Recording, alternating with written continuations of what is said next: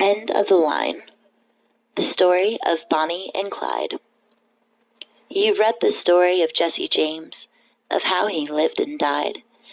If you're still in need of something to read, here's the story of Bonnie and Clyde. Now Bonnie and Clyde are the Barrow Gang. I'm sure you all have read. How they rob and steal, and those who squeal are usually found dying or dead. There's lots of untruths to these write-ups. They're not as ruthless as that. Their nature is raw. They hate all the law, the stool pigeons, spotters, and rats. They call them cold-blooded killers. They say they are heartless and mean. But I say this with pride that I once knew Clyde when he was honest and upright and clean. But the law fooled around, kept taking him down and locking him up in a cell, till he said to me, I'll never be free, so I'll meet a few of them in hell. The road was so dimly lighted, there were no highway signs to guide, but they made up their minds if all roads were blind, they wouldn't give up till they died. The road gets dimmer and dimmer, sometimes you can hardly see, but it's fight man to man and do all you can, for they know they can never be free.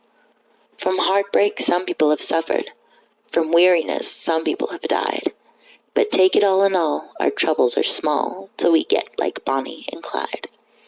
If a policeman is killed in Dallas, and they have no clue or guide, if they can't find a fiend, they just wipe their slate clean, and they hang it on Bonnie and Clyde. There's 2 crimes committed in America, accredited to the Barrow mob. They had no hand in the kidnap demand, nor the Kansas City depot job. A newsboy once said to his buddy, I wish old Clyde would get jumped. These awful hard times, we'd make a few dimes if 5 or 6 cops would get bumped. The police haven't gotten the report yet, but Clyde called me up today. He said, don't start any fights, we aren't working nights, we're joining the NRA. From Irving to West Dallas, Viaduct is known as the Great Divide, where the women are kin and the men are men, and they won't stool on Bonnie and Clyde. If they act like citizens and rent a nice little flat, about the 3rd night they're invited to fight by a subgun's rat-tat-tat. They don't think they're too smart or desperate. They know the law always wins. They've been shot at before, but they do not ignore that the death is wages of sin. Someday they'll go down together. They'll bury them side by side.